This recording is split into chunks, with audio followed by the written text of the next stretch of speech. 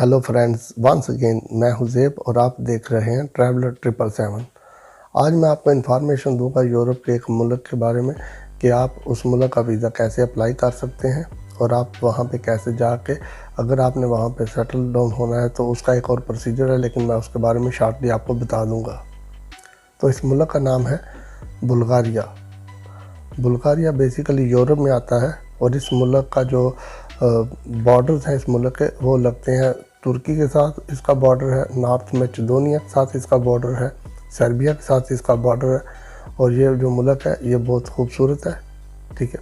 और इस मुल्क में अगर आप जाना चाहें तो इस मुल्क का आप वीज़ा खुद अप्लाई कर सकते हैं। जिस तरह मैं अपनी सारी वीडियोज़ में एक बात कॉमन कहता हूँ कि आप खुद अप्लाई किया करें।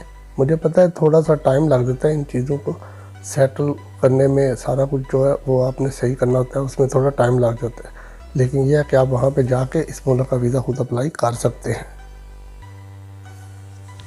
और हाँ, इस एक बात और, इसका बॉर्डर जो है वो रोमानिया के साथ भी लगता है।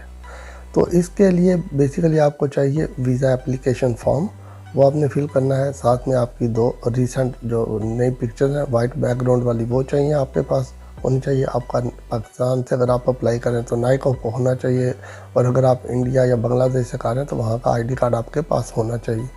इसके अलावा आपके पास अपना एक अदर होटल बुकिंग जो है वो कंफर्म चाहिए, आपको होटल बुकिंग चाहिए, उसकी कंफर्मेशन होनी चाहिए, एयर टिकट की रिजर्वेशन होनी चाहिए, साथ में अपनी बैंक स्टेटमेंट होनी चाहिए।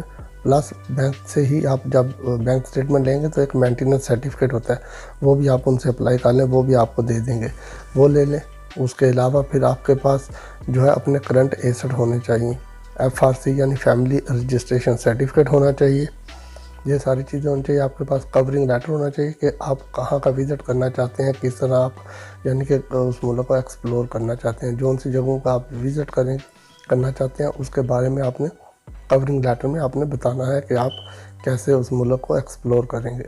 साथ में फिर ये है कि अगर आप बिज़नेस पे जा रहे हैं, लेकिन बिज़नेस से पहले आपके पास अगर वैसे आपने इंडिविजुअली विज़िट कर रहे हैं इस मुल्क का, तो आपके पास अपने प्रूफ ऑफ इनकम यानी कि आपके पास जॉब के अगर कहीं जॉब कर रहे हैं तो आपके पास पे स्लिप्स होनी चाहिए, और आपका जो जॉब ऑनर है वो आपको एक लेटर देगा जिसके ऊपर लिखा होगा कि ये बंदा मेरी तरफ से इस डेट तक फ्री है, ये जहाँ जाना चाहता है जा सकता है। और अगर आप बिज़नेस कर रहे हैं तो बिज़नेस के लिए आपके पास चैम्बर ऑफ कॉमर्स का लेटर होना चाहिए, NTN नंबर होना चाहिए, और एक चैम्बर ऑफ कॉमर्स का कार्ड होता है वो होना चाहिए, और टैक्स रिटर्निंग होनी चाहिए। ये सारी चीज़ें आपके पास होनी चाहिए अगर आप एक वीज़ा अप्लाई कर रहे हैं इस मुल्क के बारे में। तो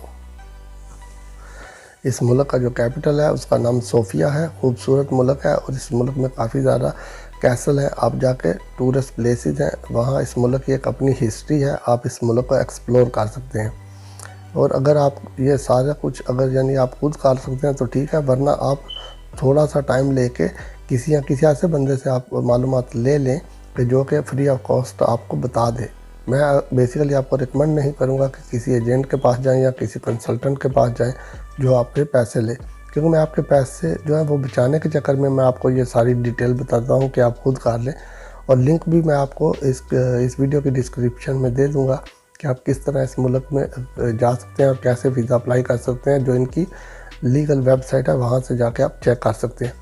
आपके पास ट्रैवल इंश्योरेंस होनी बहुत ज़रूरी है, क्योंकि ट्रैवल इंश्योरेंस जो है वो 30,000 यूरो को कवर करे। जिस तरह मैंने बताया कि यूरोप में आता है तो ट्रैवल इंश्योरेंस जो है पूरे यूरोप को कवर करती हो, और वो आप ऑनलाइन ले सकते हैं, 2-3 हज़ार रुपये में आपको मिल जाएगी। अगर नहीं किसी को समझ आती कि कैसे लेनी है तो आप मुझे कमेंट्स में लिख सकते हैं, मैं आपको बता दूंगा कि वो कैसे आपने लेनी है ट्रैवल इंश्योरेंस। तो ये सारी चीज़ें जो बेसिकली नॉर्मल से कॉमन है, जिस तरह के दूसरे यूरोप वालों के यूरोपियन कंट्रीज़ हैं उनके साथ ये चीज़ें भी होती हैं, यही चीज़ें।